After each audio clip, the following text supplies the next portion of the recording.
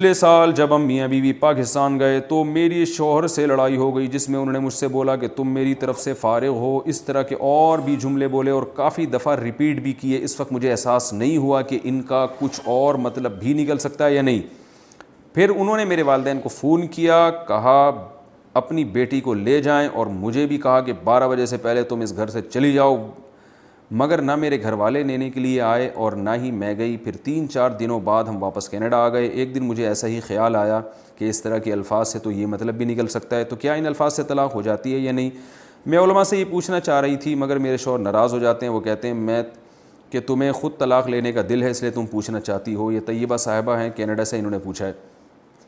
شوہر نے جب یہ بولا تم میری طرف سے فارغ ہو، تو ان کی نیت اگر طلاق کی تھی تو طلاق ہو گئی، اور طلاق کی نیت نہیں تھی تو نہیں ہوئی۔ اور چونکہ یہ الفاظ کنایا کے ہیں، تو اگر یہ بار بار بھی ریپیٹ کیے ہوں ایک ہی مجلس میں تو وہ ایک ہی طلاق کاؤنٹ ہوگی، جتنی دفعہ بھی ریپیٹ کیے ہوں، بلکہ بعد دوسری مجلس میں بھی اگر ریپیٹ کیے ہوں، کیونکہ جو کنایا سے جب طلاق دی جاتی ہے تو وہ کنایا والی طلاق سے لاحق نہیں ہوتی۔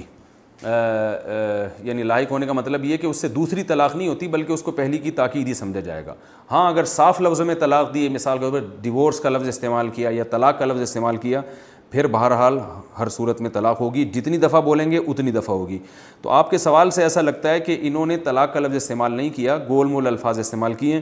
تو گول مول الفاظ میں یہی ہے کہ اگر وہ شوہر یہ دعویٰ کرے یا اعتراف کرے کہ میری نیت طلاق کی تھی، پھر تو طلاق ہوگی، اور اگر شوہر نے ایسا اعتراف نہیں کیا تو پھر آپ کو وہمی بننے کی ضرورت نہیں ہے۔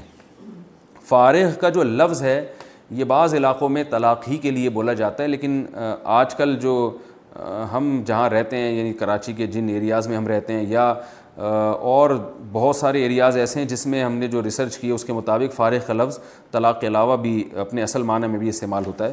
تو اس لیے بعض اردو فتاویٰ میں لکھا ہوا ہے کہ فارغ کا لفظ بولنے سے بہرحال طلاق ہوگی، لیکن وہ انہوں نے اپنے عرف کے لحاظ سے لکھا ہے، ہمارے ہاں ایسا عرف نہیں ہے۔